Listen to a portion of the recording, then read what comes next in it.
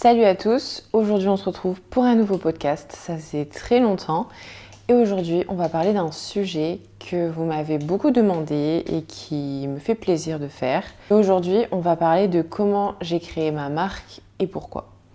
Donc si vous ne me connaissez pas, je m'appelle Camille, je suis née CFRS et j'ai créé ma marque dans ce qui est le domaine de la prothésie ongulaire, de tout ce qui est faux ongles, l'onglerie, des gels de construction, des VSP, tout ça.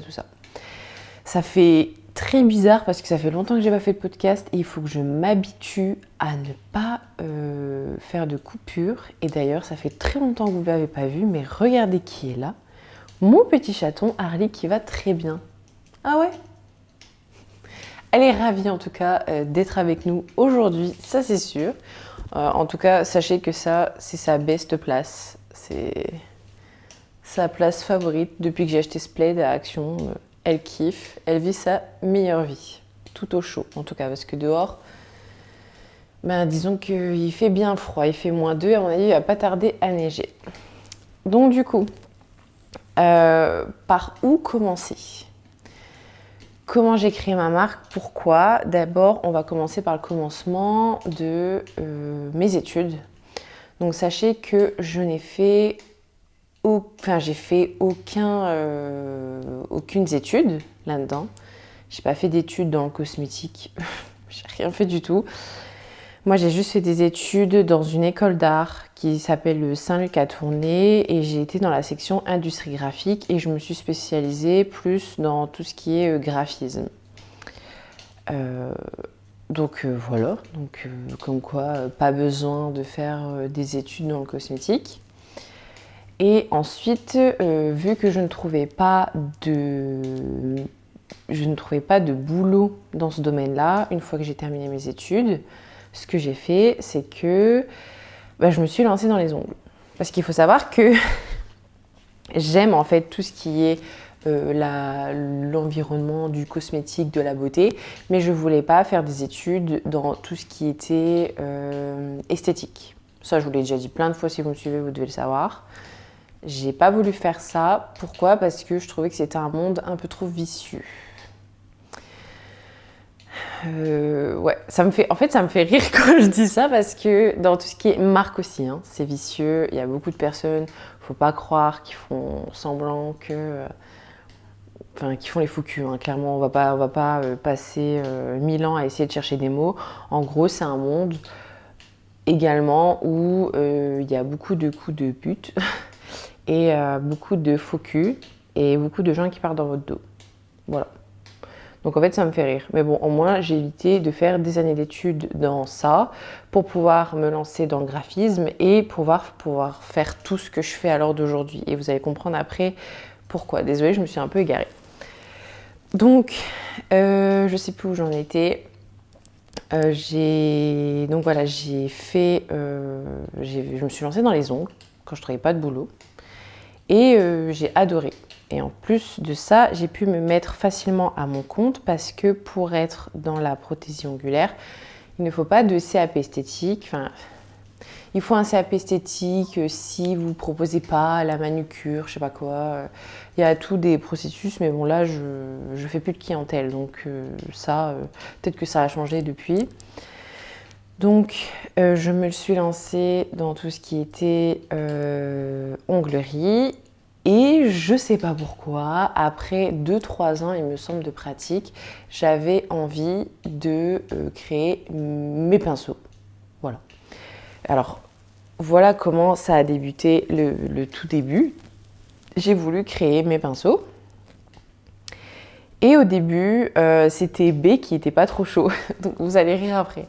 Donc B n'était pas trop chaud à ce que je me lance dans tout ce qui était pinceau. Il savait pas trop, il m'a dit oui mais non c'est chaud. En sachant que j'étais déjà sur YouTube à proposer des tutos. Je faisais déjà des tutos, je travaillais déjà pour certaines marques qui n'étaient pas la mienne. D'ailleurs, il y a certaines marques aussi qui m'ont bien prise pour une conne et je pense que c'est dû à ça aussi qui m'a donné l'envie de créer ma marque. Et je suis un peu comme ça, c'est-à-dire que bah faites-moi un coup de pute et vous allez voir que je vais tout faire pour devenir meilleure que vous. Voilà, je vais travailler, je vais faire plein de choses comme ça. Donc en fait, il y a des marques qui m'ont un peu pris pour une conne.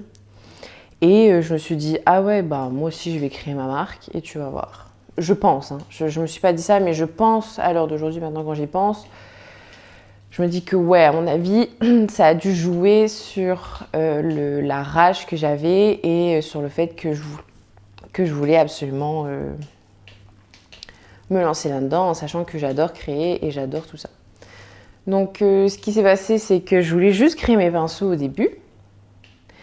Et donc B était pas trop chaud. Et après, en parlant, il a dit bah, ok et tout, si ça t'amuse. Parce qu'il faut savoir que moi, tout ce qui est design, création, idée, créer des choses, innover des choses, c'est vraiment ma came. C'est vraiment mon truc. J'adore faire ça. Je suis passionnée par ça. Et de toute façon, je pars du principe que les gens qui font ça pour l'argent, ça se voit tout de suite. Tout de suite, ça sort un million de choses en même temps, ça sort des trucs à l'arrache, c'est pas travaillé, rien. Et moi, tout ce qui est créer, trouver un univers, etc., j'aime trop faire des photos, j'adore ça. De base, je voulais être photographe, mais c'est tombé à l'eau. C'est vraiment, j'adore, depuis que je suis petite. Donc, en gros, tout ça colle bien. Les ongles, ça collait bien, créer ma marque, ça collait bien. Et en fait, moi, je voulais créer mes pinceaux juste pour pouvoir me dire, voilà, je vais faire des papiers de soie avec mon logo, je vais faire des enveloppes avec mon logo, je vais créer un thème de couleur, je vais faire des belles photos, je vais essayer de créer un site, en sachant que tout ce qu'on a fait depuis aujourd'hui et depuis toujours, que ce soit les photos, le site internet, les idées, c'est tout moi et B. Le site, c'est nous qui gérons. Les photos, c'est moi qui les fais. Tout ce qui est les trucs chiants qui demandent un peu de savoir-faire sur l'ordinateur, c'est B. C'est vraiment tout nous de A à Z. Et je n'arrive pas à déléguer mon travail. On n'arrive pas. Pourquoi ? Parce que j'ai déjà essayé, soit ça n'allait pas, soit c'était des gens qui étaient là par profit, soit c'était des gens pas compétents. Ça m'a saoulée. Enfin voilà, je n'arrive pas à déléguer mon travail. Et ça, c'est un problème de tous les auto-entrepreneurs. C'est un gros problème. On n'arrive pas à déléguer notre travail. Et je les comprends. Donc voilà, je me suis un peu perdue dans ces explications-là. Mais voilà, on fait vraiment tout et j'adore faire ça. Donc je me suis dit, je vais faire des pinceaux. Au début, c'était juste pour le kiff. Et quand j'ai mis les pinceaux en ligne, donc bien sûr, j'ai pas fait d'énormes quantités parce que c'était les débuts. Et aussi, je tiens à dire que on n'a pas eu d'investisseurs, ça s'appelle comme ça, pas eu d'investisseurs. J'ai commencé avec mes économies, avec le travail en clientèle, avec tout ça. Donc du coup, créer une marque et se dire à tout moment, demain, même pas à demain, à tout moment je lance ça, ça marche pas, ça marche pas. Voilà, tous les sous, ça part à la poubelle, tous les sous investis et également toute la marchandise qui me reste sous le bras. Donc super, donc voilà, c'était vraiment un challenge. Et c'était aussi une expérience. Et dans tous les cas, les pinceaux, même si ça ne marchait pas, je me disais, au pire, ça fera une anecdote. Donc, je fais des pinceaux dans l'ombre, on va dire. Je prends des échantillons, je recherche des usines. Je commande donc dans plusieurs usines, je cherche sur Internet, etc. Donc, ça, pour tout ce qui est trouvé accessoire, franchement, c'est easy. C'est super simple. Franchement, c'est pas ce qui m'a paru le plus difficile. Pareil, vous allez voir après, c'est vraiment le plus simple. Et donc voilà, je teste. Je faisais de la clientèle à l'époque, donc je testais mes pinceaux sur clientèle. Voilà qu'il y a un modèle qui me plaît, je le valide. Je le valide et je fais je commence à faire les démarches pour pouvoir faire une quantité. Voilà.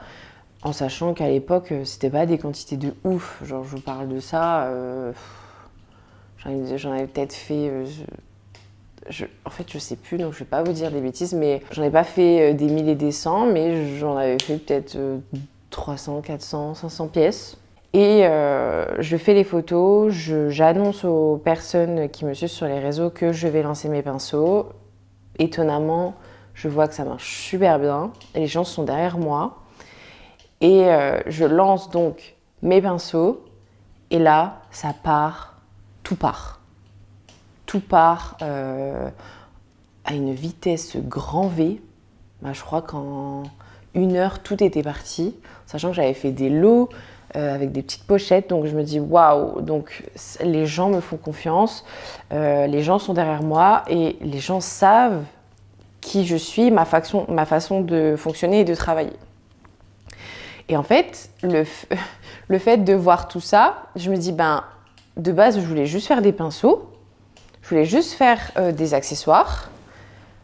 Finalement, on va peut-être continuer. Donc du coup, après avoir fait mes pinceaux, je fais des recherches pour pouvoir faire des chablons. Et pareil, je veux pas faire comme... c'est pas que je veux pas faire comme tout le monde, mais on est dans une industrie, que ce soit sur YouTube, partout, on est dans une industrie où si vous faites comme tout le monde, comment vous vous démarquez des autres et comment voulez-vous que ça fonctionne? Comment voulez-vous que ça fonctionne si on fait pareil? Voilà. Donc du coup, les chablons, je décide encore une fois de trouver un fournisseur, une usine. Et je commence par trouver donc du coup mon fournisseur de chablons. Je trouve mon fournisseur et je décide de le faire de A à Z. Parce qu'en fait, quand vous recevez des échantillons, que ce soit accessoires ou cosmétiques, vous allez recevoir une panoplie d'échantillons que vous devez bien sûr commander et payer. Moi, quand je commande un échantillon de n'importe quoi, c'est 100 € minimum. Pourquoi? Parce qu'à l'usine, ça leur demande... ça leur demande d'ouvrir un moule pour juste un produit. Donc quand je décide de faire un échantillon avec mon logo, mes étiquettes, tout, ça me demande, je dois donner 100 € minimum. En parlant des packaging, d'ailleurs, si vous me connaissez, vous savez que moi, les packaging, j'adore. Moi, un packaging, si je commande un échantillon solo, ça me coûte plus de 300 €. Voilà, je ne sais pas si je vous l'avais déjà dit, mais maintenant vous le savez. Donc, je reçois plein d'échantillons de chablons. Je décide de regarder les textures qui me vont. Je voulais quelque chose en aluminium, je voulais quelque chose de collant. Donc, j'ai choisi le collant d'un chablon, la texture d'un chablon. Mais pareil, les chablons, tout le monde avait les mêmes couleurs. Donc, bon, ça me saoulait un peu. J'ai voulu faire un rose, j'allais dire rose gold, mais non, c'est une couleur rose. Donc du coup, l'usine a fait faire le rose que je voulais. Donc pareil, ça me coûtait des frais en plus. Mais pareil, dans ma tête, je me disais, mais est-ce que ça va marcher? Les pinceaux, ça a fonctionné une fois, mais peut-être parce que les gens me suivent et les gens, c'est comme si j'étais une influenceuse. Mais est-ce que les chablons, ça va marcher? Donc voilà, je décide de dessiner sur ma tablette le design de mon chablon, etc. Et une fois que c'est validé, je reçois un échantillon, je valide et je fais la production. Donc je suis trop contente. D'ailleurs, on a eu des retards de livraison. C'était hyper stressant parce que forcément, j'avais commandé plus de stock. Donc c'était assez stressant parce que c'était la première fois. Et en plus de ça, les chablons à faire me coûtent extrêmement cher. Donc voilà, c'était un stress en plus, en sachant que tout l'argent des bénéfices des pinceaux, en fait, je perds mes mots aujourd'hui, tout le bénéfice des pinceaux, je le réinvestis tout de suite dans un nouveau projet. Vous voyez, c'est pas quelque chose, déjà, je suis pas du genre à flamber mon argent pour rien. Alors encore plus dans le business, il faut faire les choses intelligemment. Parce qu'il y a des gens, ils flambent trop, puis après, c'est comme ça qu'ils font faillite. Enfin bref, et c'est comme ça qu'il y a des trous dans la caisse, et c'est comme ça qu'ils ne peuvent pas avancer. Donc, ce qui se passe, je reçois mes chablons, je les mets en ligne, mais toujours en me disant, ça va pas, voilà, ça va marcher, mais pas autant que la première fois. La première fois, les gens ont acheté tout de suite parce que c'était la première fois. On met les chablons en ligne, donc on fait les photos et tout, on met les chablons en ligne et le soir, on devait aller manger chez des amis. Donc on les met en ligne, voilà, je l'annonce sur les réseaux, on va manger chez des amis, On rentre, il était peut-être minuit, 1h. Et par curiosité, avec B, on regarde sur l'ordi, on se dit tiens, combien de chablons on a vendu? Et là, énorme surprise, on avait tout vendu. Mais quand je vous dis tout, tout était off stock et je crois que c'était pareil hyper rapidement. Je n'en revenais pas. Je vous jure, j'en revenais pas. J'étais choquée. Je me suis dit, mais comment c'est possible? Et comme quoi, encore une fois, les gens m'ont fait confiance la première fois. Les gens ont vu les capacités que j'avais, ont vu la détermination que j'avais. Et pareil, la deuxième fois, ils se sont dit, bah, let's go, on va essayer. Et les gens ont adoré mes chablons. Donc franchement, j'étais hyper contente.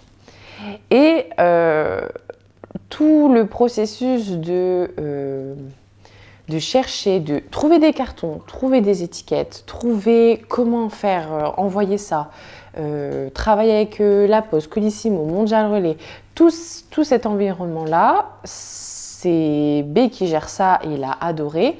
Et moi, tout ce qui est créativité, j'ai adoré. Donc, on en a parlé et on s'est dit, bon, on va peut-être continuer. Et en fait, on va vraiment continuer et se lancer plus loin.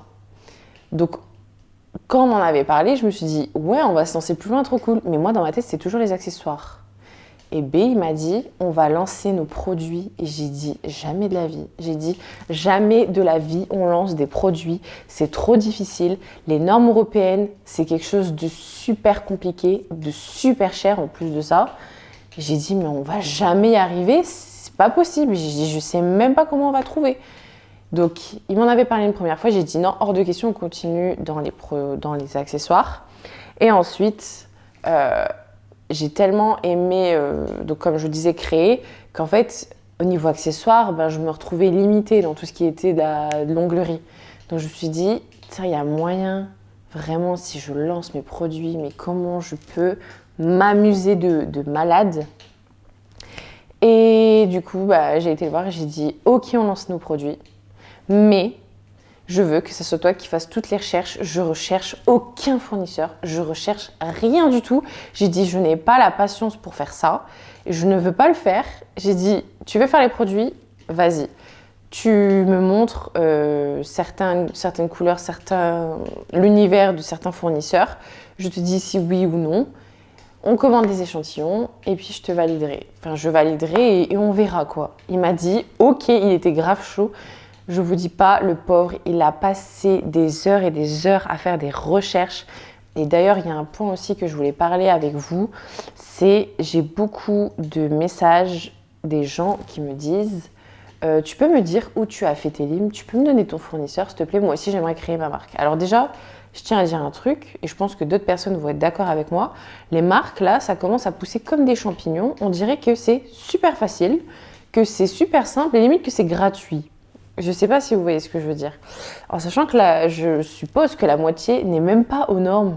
Genre, il y a plein de trucs à faire. J'ai l'impression que ça sort comme ça, genre, c'est trop bizarre. Et je le vois, hein.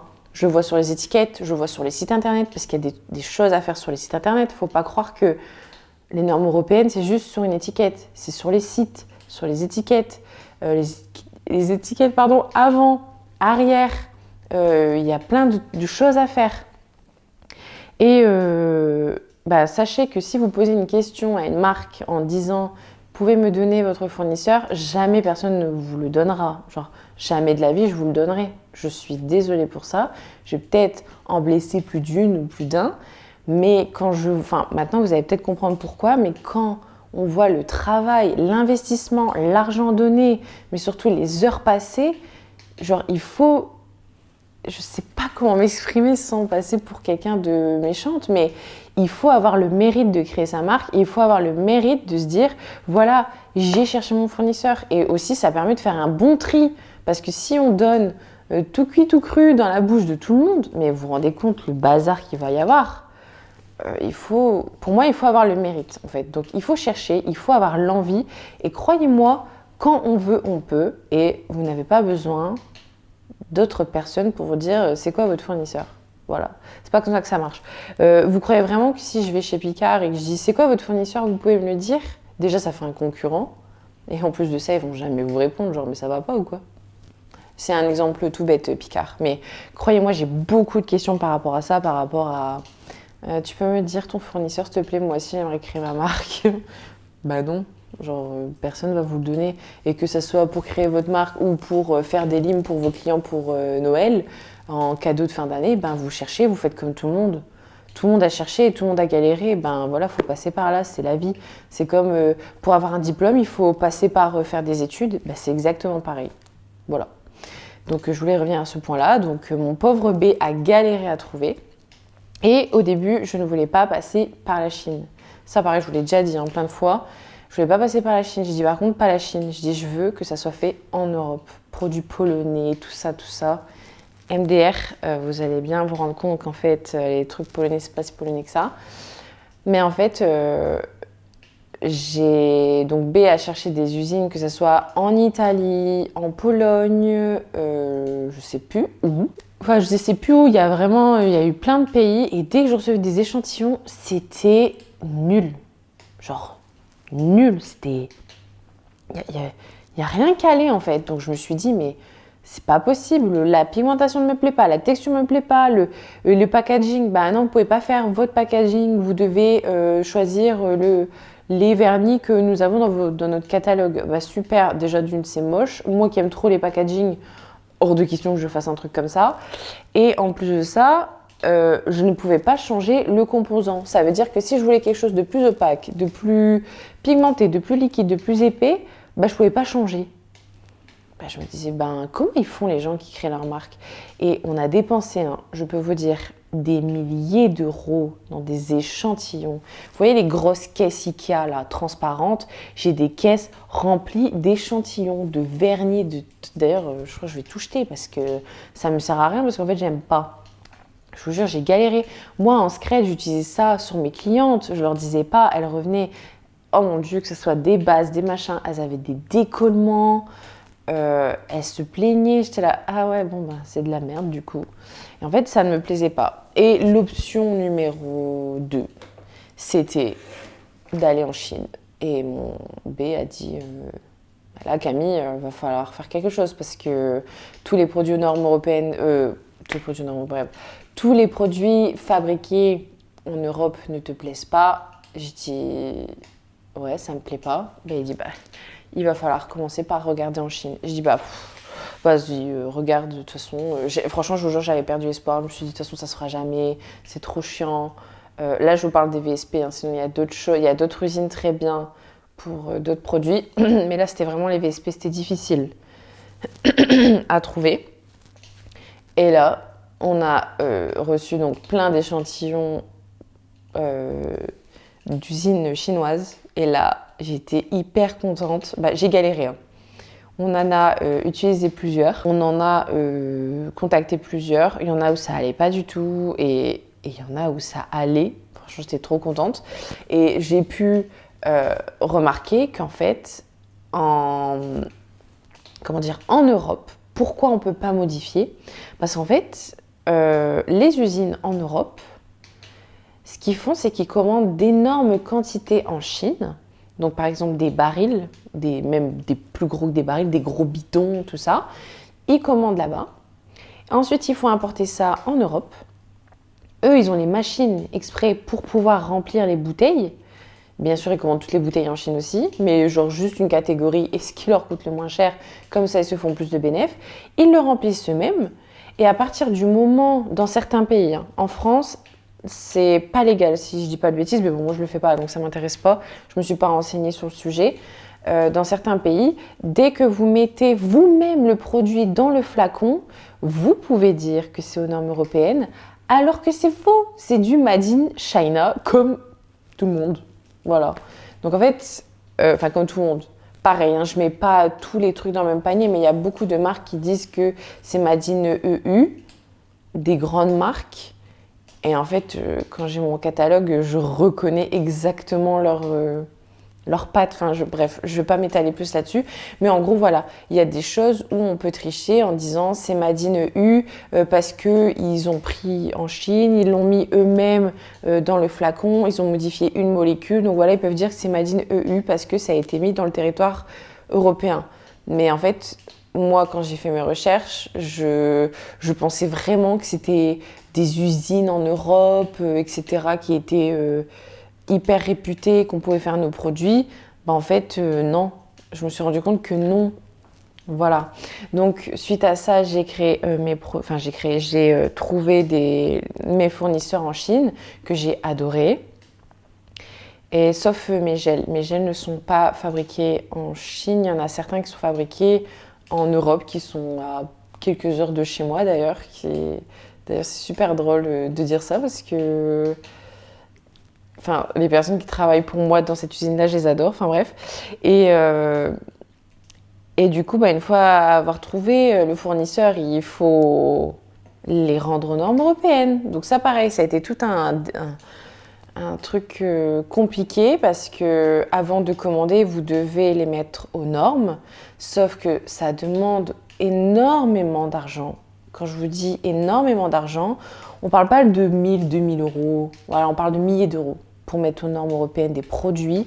C'est pas anodin. C'est pour ça que je vous dis que quand je vois des marques qui débutent et ça pousse comme des champignons et qui sortent 1 milliard de choses en même temps, alors soit ils ont des fournisseurs, soit ils ont des investisseurs, soit ils ont fait un crédit, c'est pas possible. Parce que moi j'ai commencé avec des accessoires et en fait je me dis le destin fait bien les choses parce que en commençant par des accessoires, j'ai pu réinvestir, me faire une bonne trésorerie et pouvoir lancer quelques vernis parce que moi j'ai commencé avec quelques gels et quelques VSP, 6 VSP même pour dire. Donc voilà, c'était un gros risque parce que là par contre je me chiais dessus parce que je me dis ouais ok j'ai trouvé la boîte qui me permet de mettre mes produits aux normes européennes.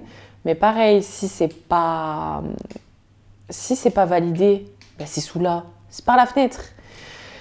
Donc voilà, ce qui s'est passé, c'est que j'ai pris mon courage à deux mains. L'entreprise avec qui on travaille m'a dit qu'il n'y avait pas de souci, mais pareil, ça, il peut y avoir des charlatans partout. Il y a des usines qui peuvent vous dire « Oui, allez-y, vous pouvez lancer les procédures, on va envoyer des dossiers, mais si c'est pas bon, c'est pas bon. » Eux, ils s'en foutent. Ils s'en foutent, mais nous, on perd de l'argent. Donc, il faut faire vraiment attention à ça. Et du coup, je leur ai fait confiance et j'ai bien fait parce qu'au final, on a réussi à le faire. J'étais trop contente. Donc, on a lancé les démarches. Après, il y a le temps de production. Il faut valider les étiquettes. Il faut pouvoir avoir la liste des ingrédients. Et ça, les fournisseurs, ils détestent aussi envoyer des dossiers à des entreprises. Ça, c'est tout un débat parce qu'ils ont peur qu'on vole la recette. En fait, ce qu'ils font, c'est qu'ils donnent la recette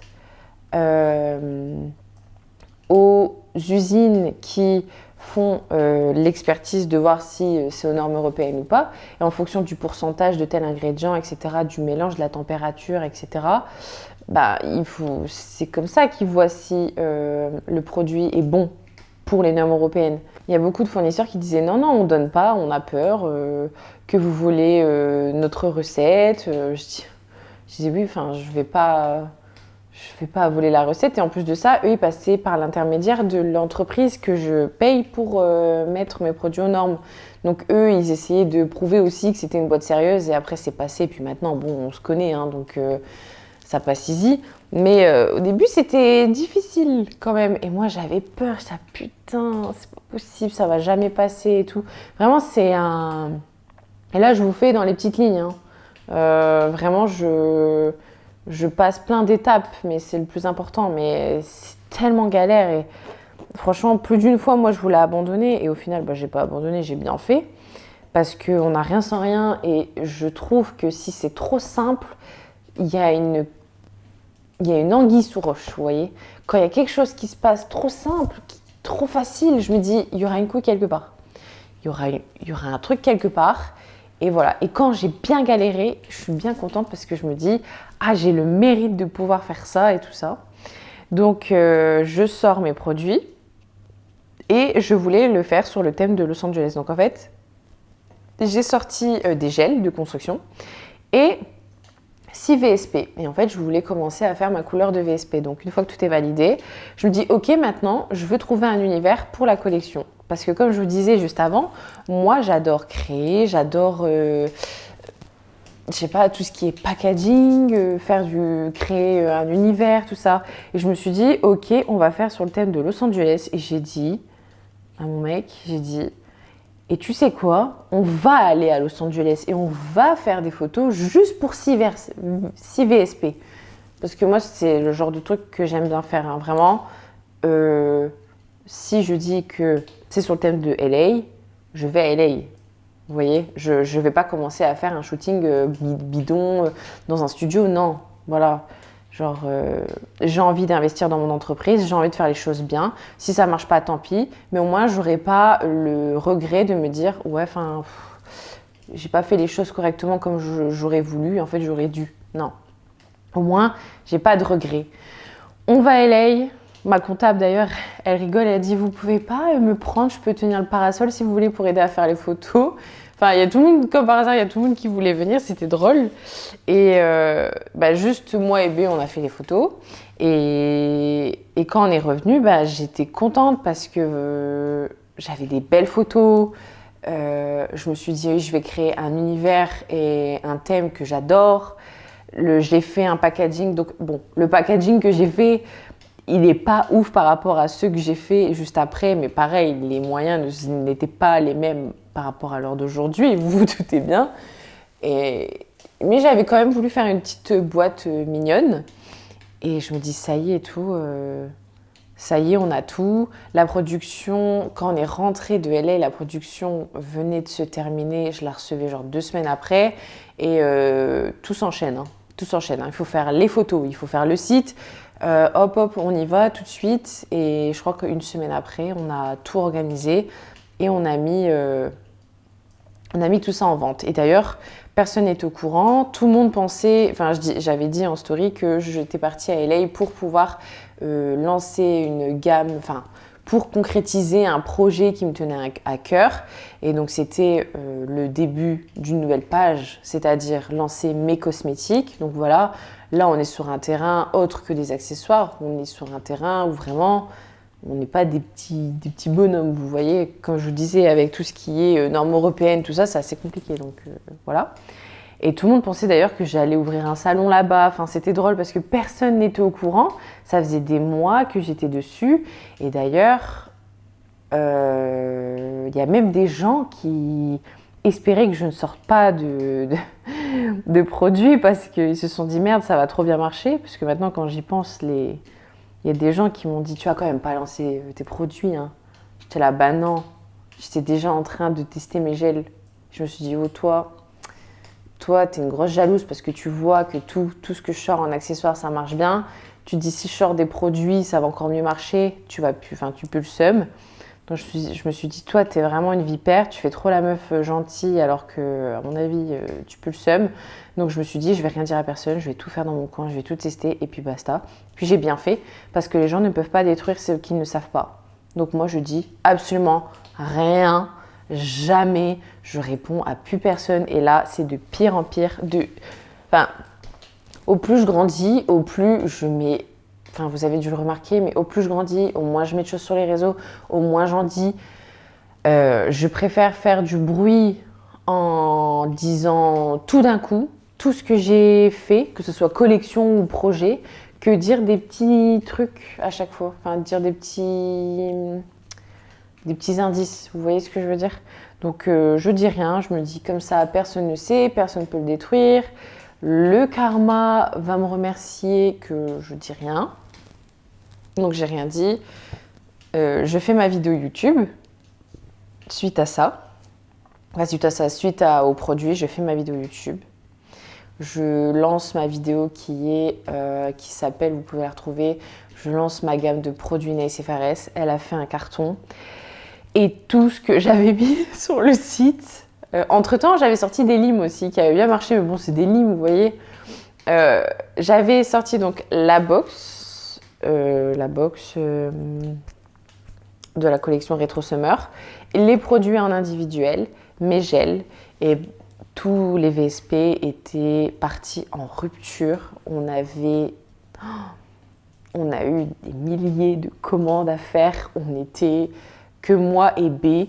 Et à chaque fois, à chaque collection, parce que comme je vous dis, j'ai du mal à déléguer, je n'arrive pas à faire confiance aux gens. Si j'ai fait confiance à une personne qui malheureusement ne peut plus travailler avec nous parce qu'elle a envie de prendre son envol, mais c'est la seule personne à qui j'avais fait confiance mais qui donc est partie. Et d'ailleurs vous ne l'avez jamais vue, hein, ça fait pas longtemps. J'ai pas vraiment beaucoup de personnes qui ont travaillé pour moi, mais à chaque fois j'ai été déçue, sauf par une qui là est partie, qui s'appelle Céline. Voilà. Mais à chaque fois qu'on sort une collection, à chaque fois qu'on doit faire des commandes et qu'il y a un gros, qu'il y a beaucoup de colis à faire, c'est toute ma famille qui vient nous aider. Ça veut dire que des fois, on peut se retrouver à 7, voire 10 pendant une semaine non-stop à faire des colis toute la journée pour que vos commandes elles partent. Là, c'était pareil avec Retro Summer. Quand j'ai vu tout le boulot qu'il y avait derrière, parce qu'il y avait tout le boulot qu'il y avait pour faire les VSP, et là, il y avait tout le boulot pour préparer les colis. J'ai dit, mon Dieu, dans quelle chose je me suis lancée et j'ai adoré. Franchement, j'ai adoré. J'ai dit, franchement, là, c'est le début d'un truc. Le destin fait trop bien les choses. Je sais pas pourquoi j'ai eu une envie de faire des pinceaux. Après, des accessoires, ça m'a permis de mettre de côté, de pouvoir, avec B, faire des recherches dans tout ce qui était VSP. On était vraiment motivés tous les deux. On est complémentaires. Donc, je me suis dit, en fait, vas-y, on va se lancer là-dedans.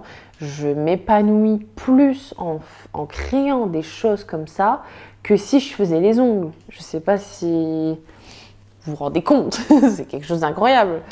Donc je m'épanouis tellement et là je me suis dit ça y est, on va s'éclater. J'étais trop contente parce que les gens étaient derrière moi, étaient à fond dans mon projet, ils ont adoré et je fais pas les choses à moitié donc je pense que ça plaît.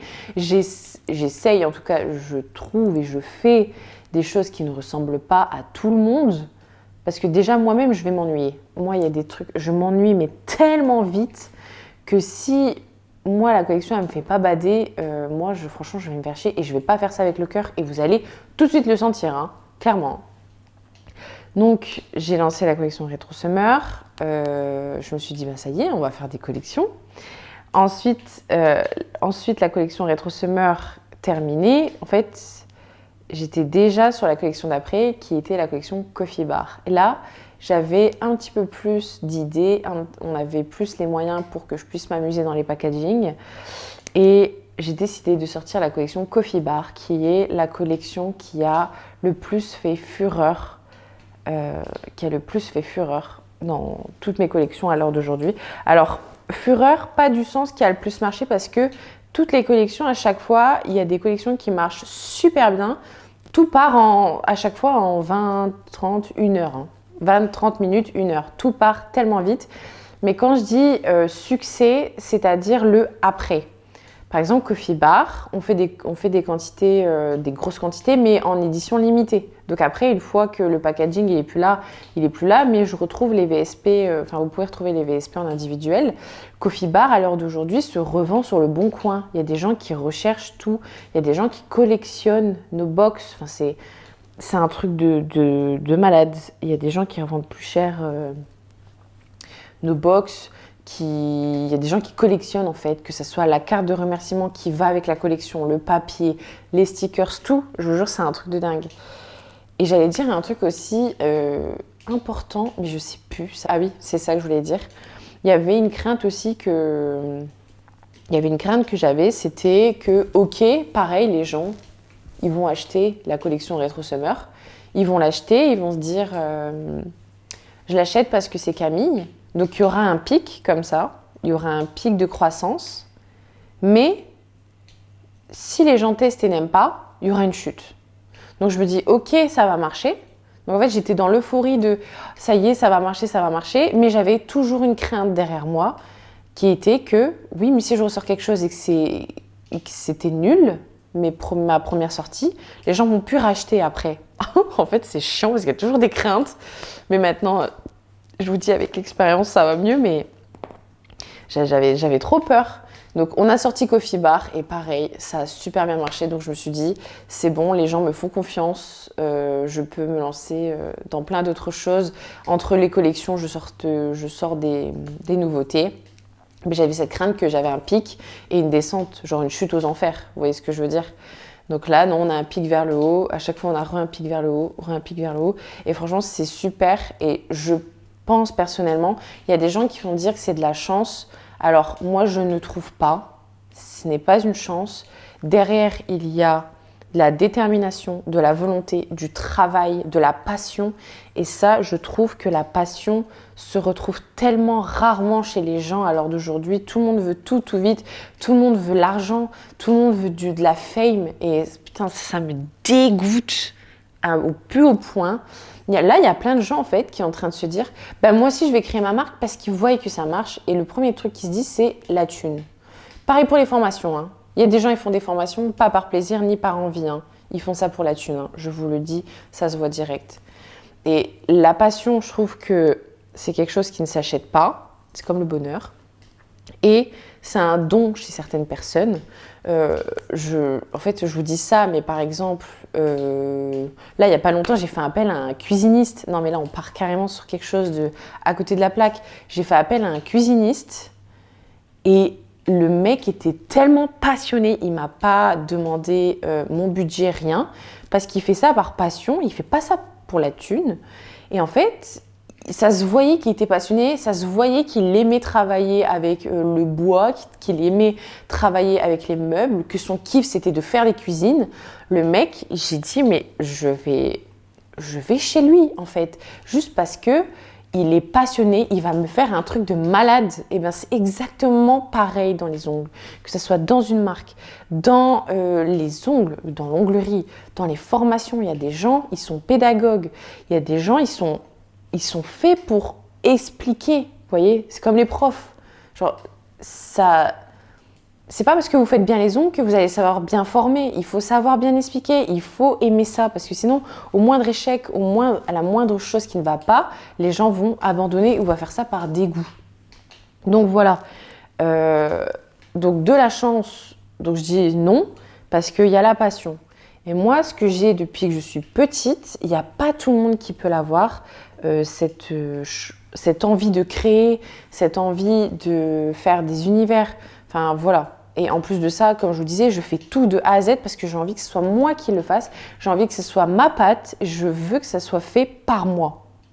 Donc voilà. Il y a la passion, il y a la patience, il faut se lever le matin tôt pour pouvoir faire les colis pour qu'ils partent. Il y a savoir se prendre des remarques dans la gueule. Ça, je vous le dis, hein, parce qu'il y a des gens, quand je sors quelque chose, je pense qu'il y a des gens qui sont tellement hargneux, rageux, jaloux, qui vont trouver le moindre truc pour critiquer. Moi, ça me fait doucement rire, parce que ces gens-là, ils n'ont même pas les capacités de créer quelque chose, d'innover quelque chose, que ça critique. Voilà, donc déjà, voilà, je ne vais pas plus débattre sur ça, parce que je vais sortir des dingueries. Et en fait... Donc voilà, c'est toute cette pochette, on va dire, globale qui fait qu'on arrive à sortir du lot. Et pareil pour YouTube, hein, parce que sur YouTube, il faut sortir un peu du lot. Donc chance, oui, non, il y a la détermination et la passion. Voilà. Dans la vie, il ne faut pas tout faire par argent, il faut faire par le plaisir. Voilà. Moi, à partir du moment où je suis heureuse, j'aime ce que je fais, ça me va. Le reste autour, ça m'est égal. Voilà. Donc là, on est sorti encore une fois dans une parenthèse. C'était quelque chose que je voulais vous dire et qui était important pour moi. Qu'est-ce que je peux dire d'autre à ce sujet que dans ce monde-là aussi, donc après je vous épargne la suite, hein, on a sorti plein d'autres collections, des autres univers, si vous me suivez vous avez dû le voir, il y a des collections qui sont mes préférées, il y a des collections que j'affectionne beaucoup parce que c'est des choses que j'aime bien, par exemple la collection d'automne, la collection 96 qui est ma date de naissance pour Halloween, parce que je suis née en octobre, et que c'est en forme de cercueil. Enfin voilà, ça c'est trop mon kiff, j'ai trop aimé, on a fait la photo dans un lac, il faisait froid, il faisait pas beau, pareil, le calendrier de l'Avent, alors ça par contre, on va en parler, le calendrier de l'Avent. il faut savoir, j'allais dire une dinguerie, il faut sachez que, si vous avez la référence, dites-le moi en commentaire.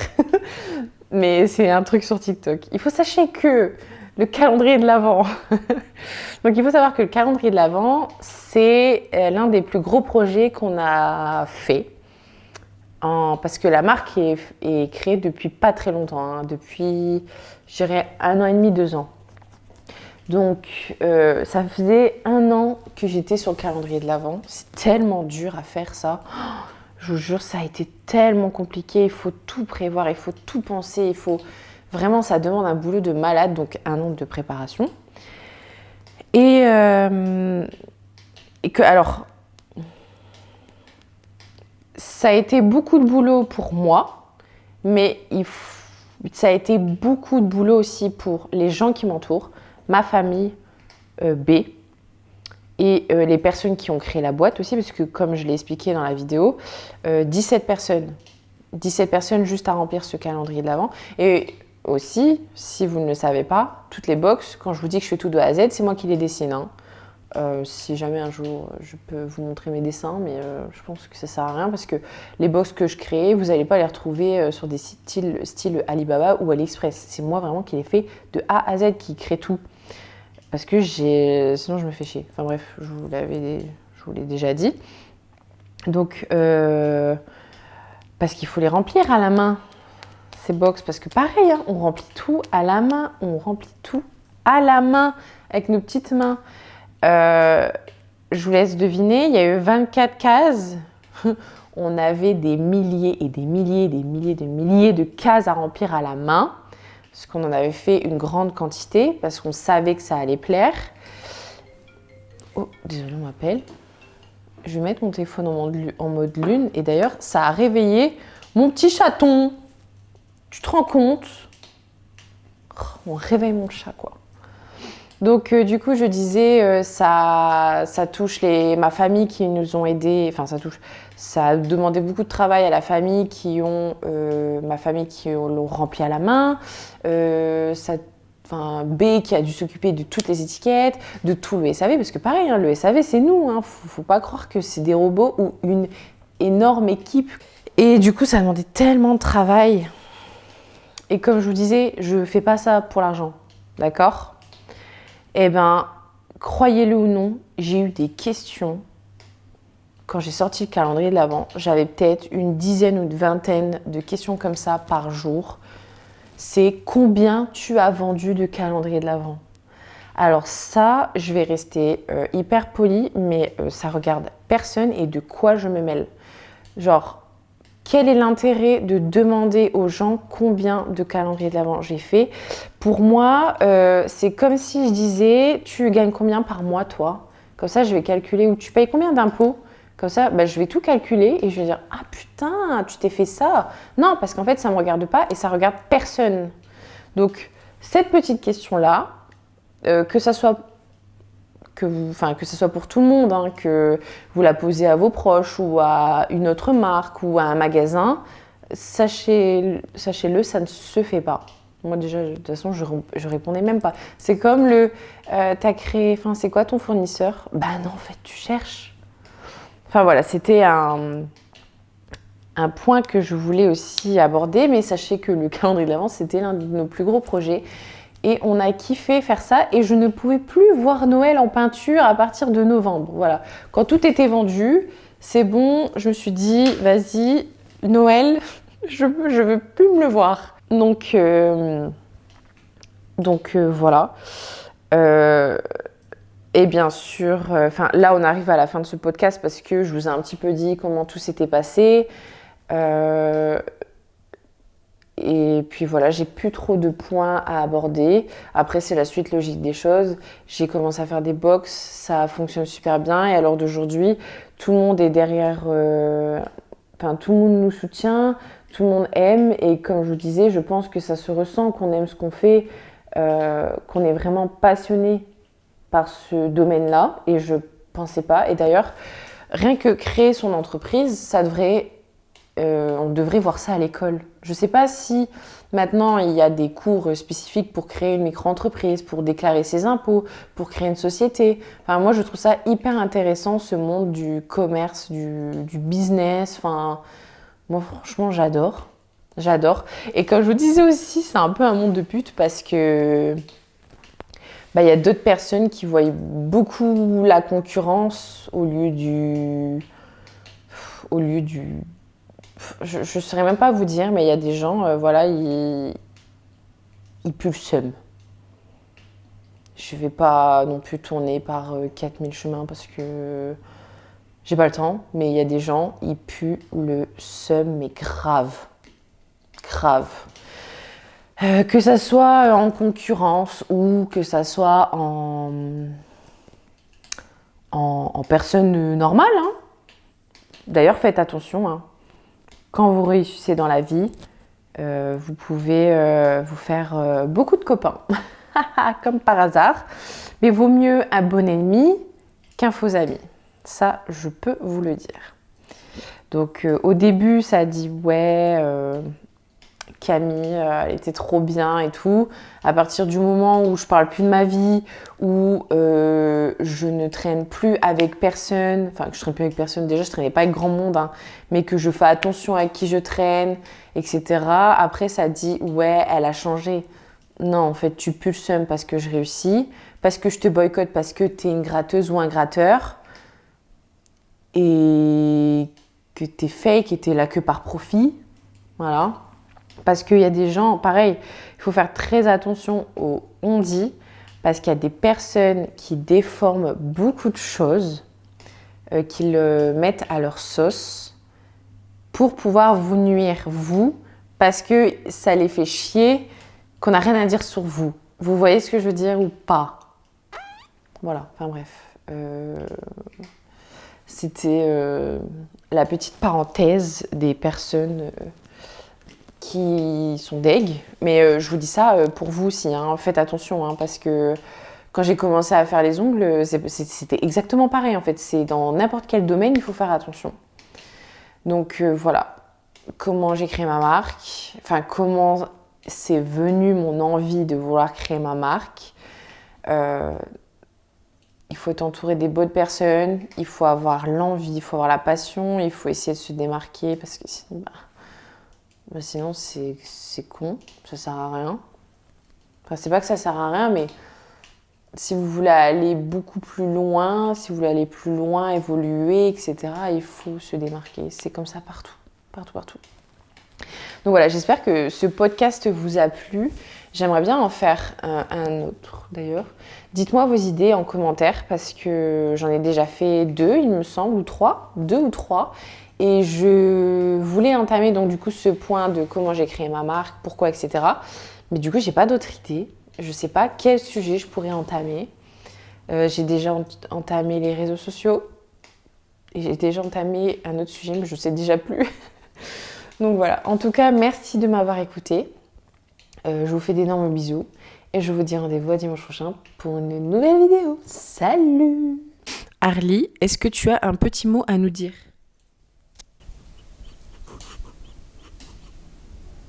Elle a rien à dire, je suis désolée. Juste qu'elle est bien. Dis bisous.